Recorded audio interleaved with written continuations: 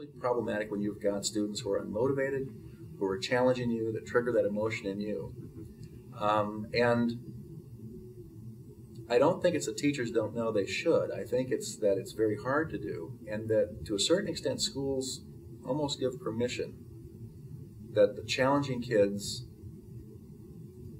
don't warrant the kind of support and services. And I think we've got to do some systemic work at that level. I think we've got to do a better job at the teacher preparation level of really helping all teachers realize that it's not just an incidental, you have to deal with behavior. Managing behavior is integral to any good teaching program. Most elementary and secondary education programs provide none of that to their students. No requirement. Yeah, no Still requirement. isn't in our program. Yeah. As far as I know. 1 hour. Oh, 1 hour. I do a little dog and pony show during their student teaching. That's our university's thing. And then, although last year our secondary ed people said we want to have it. It's an elective, but they wanted to have a course if I would teach it. So I've been yelling at them for 23 years. So I said, yeah, I'd do it. But it's not highly subscribed to. You'll get a few teachers that come into it. But yeah, so I think we've got some serious work to do at a teacher education level. I think we've got some serious work to do at the school level to help set these kind of things in place. And again, I think part of the issue is you never know looking at my svelte physique, but my sister used to be vice president for training for Weight Watchers. And Weight Watchers spends a lot of money to find out why their program works. And what they found in all this dismantling research was that it's basically what makes Weight Watchers an effective weight loss program is that somebody's in the room when you step on the scale. And I think to a certain extent, we've got to realize that if we're going to try to change teaching, that somehow in that classroom, we've got to get somebody watching the teacher step on the scale and give some feedback. And until we find a meaningful way to give feedback to teachers on an ongoing basis, I think that it's going to be very difficult to get teachers to implement good teaching practices in the face of demanding children. That goes back to the kind of the lonely teacher situation that is so often still the case. Right.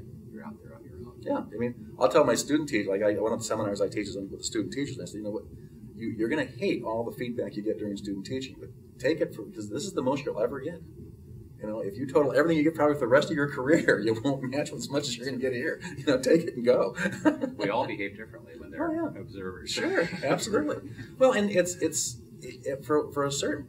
We actually did as part of the Metropolitan Area Child Study, because we know drive-by in-services don't work, and I kind of take this whole thing of the Weight Watchers thing, and so we actually did a peer triad process where teachers had to agree to be part of a triad. And so 1 week you'd be the host teacher. I would come in and I would watch you teach, and I would give you feedback, 2 things that you did well, 2 things that you could improve upon. Later in the week you'd go watch him and do the same kind of thing. So you'd get feedback from 2 of your peers, and you could focus it. Watch me with Randy because I'm going to rip that little sucker's head off. Yeah. It could be, watch me in terms of my reading because they're just not getting this lesson, whatever, but then we had things we were looking at. Next week I'd be the host teacher and you 2 would come in. The next week you'd be the host teacher and we'd come in. So in 3 weeks you gave feedback twice and you got feedback twice. Now, a couple of things that we found very interesting. It had the major changes in teacher behavior had very little to do with the feedback they got. It was the feedback they gave. So I go in and I watch you become sarcastic, and as you become sarcastic with this kid, I see the whole class turn on you because you just violated one of their expectations that adults shouldn't do. And I realized, wow, sarcasm is not a good practice. It wasn't the fact that somebody told me I shouldn't do it. It was that I watched this and I thought, whoa, this is not a good thing at all. The other thing that we found that was really interesting, I had a doc student who did a study, and we'd been gone. She wanted to know how long do interventions stay in place after the university people leave. And so she took a number of interventions and went in to see what remnants of that intervention were still in place.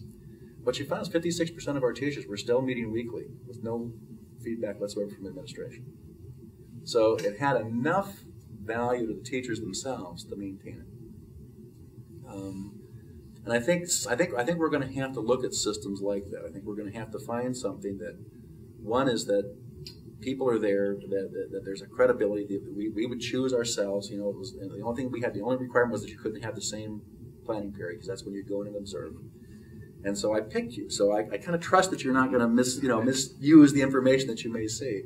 And it was just a way to get some feedback. But I think we've got to begin to look at those kinds of structures or similar kinds of structures that we can use to help teachers focus on what am I doing well and what am I, gee, this didn't help at all.